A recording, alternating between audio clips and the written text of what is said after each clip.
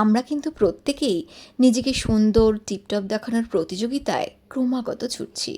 প্রতিনিয়ত এক্সেবার correct dress up কিনছি, পরছি, আবার সেরা সেরা আউটলুকটা করার চেষ্টাও করছি।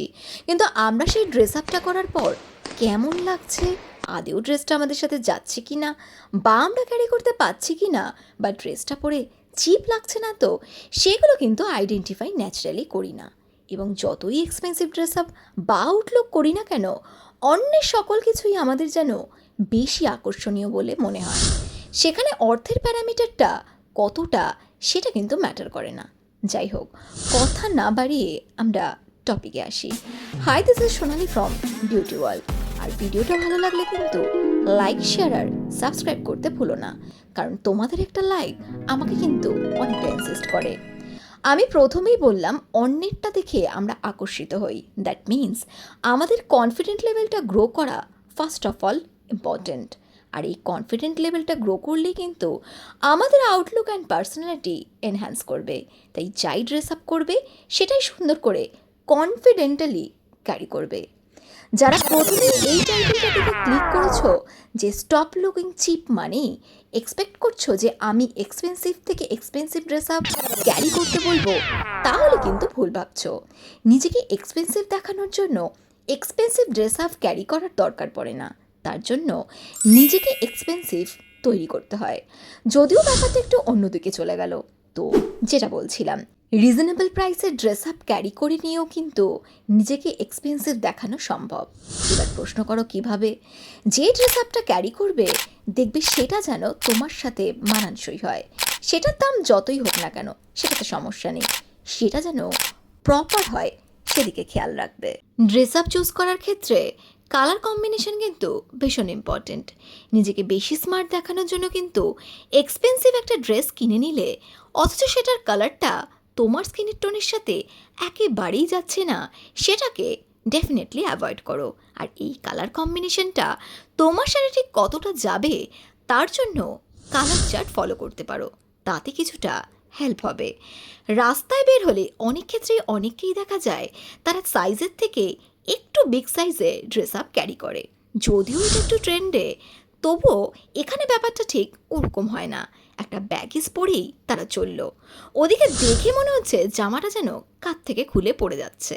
সেই জামাটা কতটা এক্সপেন্সিভ সেটা কিন্তু এক্ষেত্রে ম্যাটার করে না, সেক্ষেত্রে ওটা দেখতে অত্যন্ত চিপ লাগে।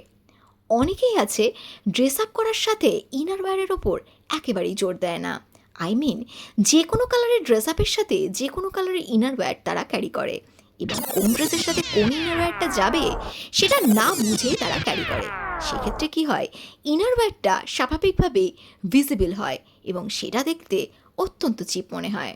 বাইরে বেরোনো বা ঘরে থাকা সব কিছুর ক্ষেত্রেই কিন্তু বেশি সাজগোজ করার দরকার নেই, কিন্তু অলওয়েজ মোটামুটি নিজেকে ক্লিন থাকা এবং ক্লিন ড্রেস আপ ক্যারি করাটা ইম্পর্টেন্ট।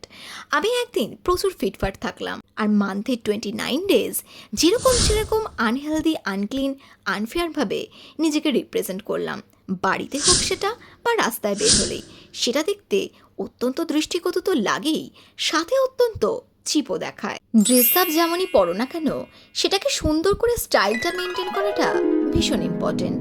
তাতে ড্রেসটা এক্সপেন্সিভ দরকার পড়ে না, সেক্ষেত্রে তখন যে কোনো ড্রেস আপই চিপ আর মনে হয় না।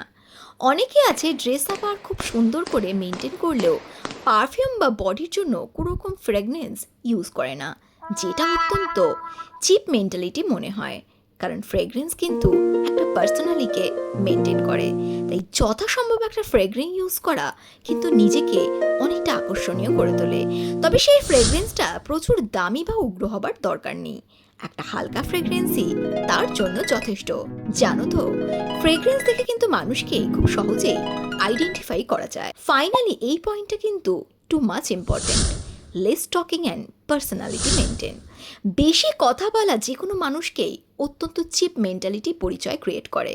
সো যতটা সম্ভব কম কথা বলে নিজের ব্যক্তিত্বকে ব্যালেন্স করাই কিন্তু তোমার নিজেকে প্রচণ্ড এক্সপেন্সিভ করে তুলবে। অলওয়েজ অতিরিক্ত মেকআপ করা স্টপ করো, কারণ মিনিমাল মেকআপ তোমার সৌন্দর্যকে আরও এনহ্যান্স করবে। হাত ও পায়ের সঠিক যত্ন নাও, কারণ ফাটা কোড়ালিও হাতের নখে অর্ধেক নেল পালিশ তোমার আউটলুককে বড্ড চিপ করে তোলে। তাই নেল পালিশ না পরলেও চলবে, কিন্তু নখ যেন proper cut out and clean থাকে।